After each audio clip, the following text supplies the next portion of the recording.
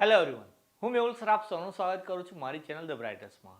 તો આજના વિડીયોની અંદર આપણે સેમ 3ના સિવિલ એન્જિનિયરિંગની અંદર કયા કયા સબ્જેક્ટ આવશે, એમાં કયા સબ્જેક્ટની અંદર તમારા પ્રેક્ટિકલ એટલે કે દાખલાની સાથે સાથે થિયરી પણ આવશે, કયા સબ્જેક્ટમાં ઓનલી થિયરી આવશે, અને મેઇન ઇમ્પોર્ટન્ટલી કે કયા સબ્જેક્ટના ક્લાસીસ તમને અહીંયાથી પ્રોવાઈડ થઈ જશે. આઈએમપી તો હું દરેક સબ્જેક્ટના અપલોડ અહીંયાથી હું કરી જ દઈશ. એવી રીતે પહેલાં બે સેમની અંદર આપણા ટોપ 25માંથી એક્ઝામની અંદર પૂછાતું જ હોય છે. એવી રીતે આ સેમની અંદર બી તમને દરેક સબ્જેક્ટના ટોપ 25 most IMP question GTU exam વખતે મળી જશે. ઓકે, પણ કયા સબ્જેક્ટની અંદર તમને મારી જરૂર વધારે પડતી હોય, તમે સેમ 3ના ક્લાસ કોલેજમાં સ્ટાર્ટ કરી લીધા હશે, કોલેજના લેક્ચરમાં તમને આઈડિયા આવી ગયો હશે કે કયું સબ્જેક્ટ છે તમને ટફ લાગે છે, જરા કોમેન્ટ સેક્શનમાં બતાવજો કયા સબ્જેક્ટમાં તમને વધારે પ્રોબ્લેમ થાય છે. તો હું કોશિશ કરીશ કે એના પણ ડિટેલમાં ચેપ્ટર વાઇઝ વિડીયો બનાવીને હું અપલોડ કરી શકું. પહેલાં તમને હું સબ્જેક્ટ કયા કયા છે સિવિલમાં એ તમને બતાવી દીધા છે, તે છતાં ફરી એકવાર જોઈ લઈએ. ઇન્ટર્નશીપની વાત કરતો હોઉં ને છેલ્લા કેડ છે એટલે કે કોમ્પ્યુટર એડેડ ડ્રાફ્ટિંગ, એ બંનેનું તો પેપર આવવાનું છે ને. ઇન્ટર્નશીપ તમારી પતી ગઈ. સીએડીની અંદર મે બી તમને લેબ મેન્યુઅલ કે થોડાક પ્રેક્ટિકલ કરાવશે. જેટલું બી આપે કામ કરી આપવાનું, લેબ મેન્યુઅલ બી ભરીને આપી દેવાની, મેક્સિમમ સારા માર્ક્સ મળી શકે. એમાં બી તમે અહીંયા દેખો જરા 25-25 એટલે કે 50 માર્કનું વેટેજ છે એનું. તો તમે 50 માર્કમાંથી સારા માર્ક્સ લાવી શકો, એના માટે લેબ મેન્યુઅલ એમને જેવી રીતે જોઈતી હોય તે લખીને આપી દેવાની. ઓકે, પછી હેરાન કરે જ એવું થાય જ લાસ્ટમાં.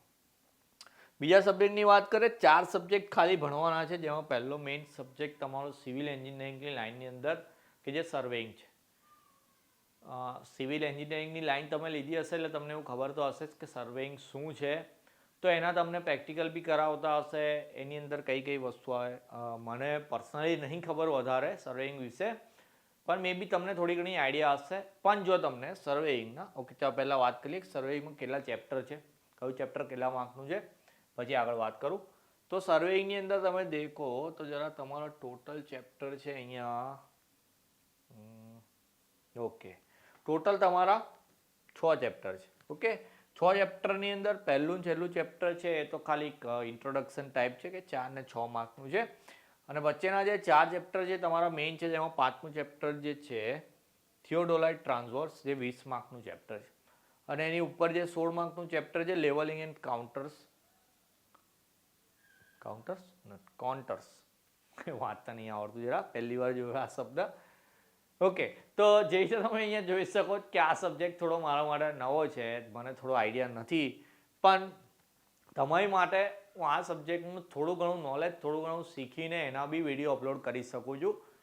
હું પોતે એક ઇલેક્ટ્રિકલ એન્જિનિયર છું, પણ તમે પહેલાં બે સેમની અંદર હું જોઈ લીધું હશે તમે બધાએ કે હું ઓલમોસ્ટ બધા સબ્જેક્ટની અંદર સારું એવું ભણાવી શકું છું. આ સબ્જેક્ટ અત્યાર સુધી મેં કોઈને ભણાવ્યો નથી, પણ તમને કોઈ બી ચેપ્ટરમાં આમાંથી તકલીફ લાગતી હોય, કોઈ ક્વેશ્ચનમાં તકલીફ લાગતી હોય, કે કોઈ બી જગ્યાએ પ્રોબ્લેમ લાગતી હોય, કોમેન્ટમાં જઈને લખી દેવાનું. હું ગમે ત્યાંથી એના વિશે શીખી લઈશ.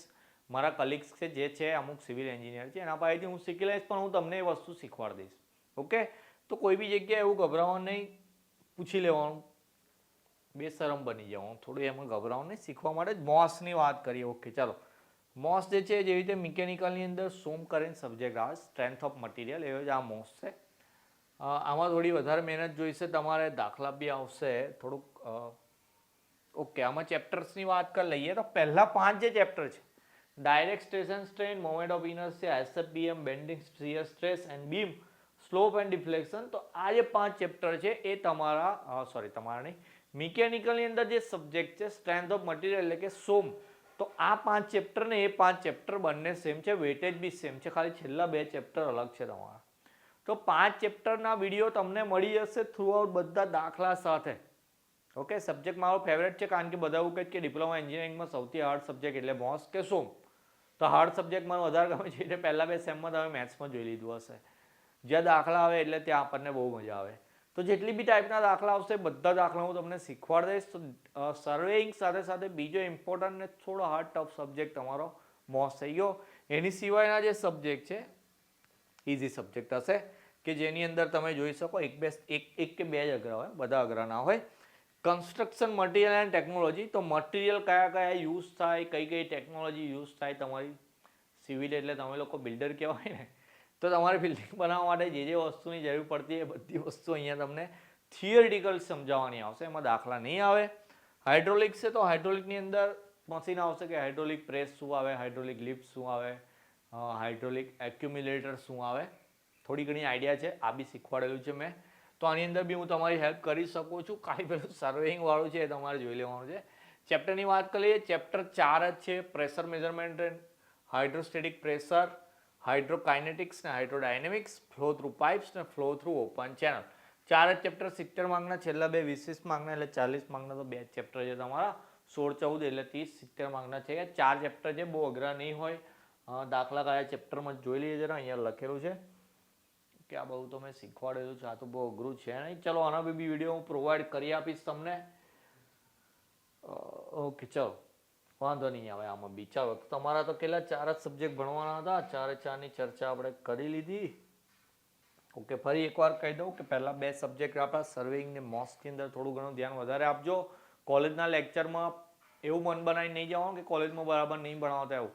પહેલા 2 સેમની અંદર જનરલ ફેકલ્ટીઝ હોય, તકલીફ પડે દરેક કોલેજમાં, પણ 3rd સેમથી જે તમે સિવિલ એન્જિનિયરિંગના સ્ટુડન્ટ છો, હા, તો તમારા જે સિવિલ્સના માસ્ટર એન્જિનિયર હોય, જે પીએચડી કરેલું હોય, એ લોકો જ તમને ભણાવવા આવશે આ બધા સબ્જેક્ટ.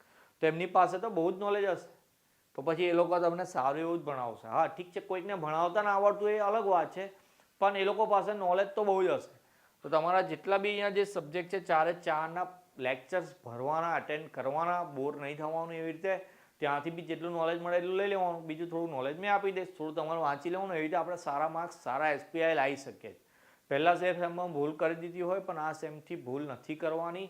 પહેલામાં મે બી કદાચ બેકલોગ આવી હોય, બીજામાં આપણે સુધારીને સારું રિઝલ્ટ લઈ આવીશું, પણ ત્રીજામાંથી તો આપણે બેસ્ટ રિઝલ્ટ આવવાનું. ત્રીજું સેમ એટલે એવું માનો કે અડધા તમે એન્જિનિયર બની ગયા, બીજા 3 સેમ જ ભણવાના. તો તમારો જે બેઝ છે, પહેલા 3 સેમમાં આપણે જે બનાવવાનો હોય તે હવેથી આપણે બનાવવાનું સ્ટાર્ટ કરી દેવાનું. ઓકે, જેમ કીધું એમ લેક્ચરમાં જવાનું, બરાબર ભણવાનું, સાથે તમારું ધ્યાન બી રાખવાનું. હવે નેક્સ્ટ વિડીયોની અંદર પહેલાં બધી બ્રાન્ચના આવી રીતે એક વિડીયો હું બનાવીને મૂકી દઉં, પછી સબ્જેક્ટ વાઇઝ ભણાવવાનું બી હું સ્ટાર્ટ કરી દઈશ. ઓકે, પહેલાં કીધું એમ કોઈ સબ્જેક્ટમાં અત્યાર સુધી ભૂલ પડી ગઈ હોય, મતલબ બીક લાગતી હોય કે ના સમજ પડતી હોય, મિડ સેમમાં કયા કયા ચેપ્ટર છે એ બી કોમેન્ટ સેક્શનમાં નાખી દેજો, તો એ ચેપ્ટરથી આપણે ભણાવવાનું સ્ટાર્ટ કરીશું. તો મળીએ હવે નેક્સ્ટ વિડીયોમાં. ત્યાં સુધી જય હિન્દ, જય ભારત.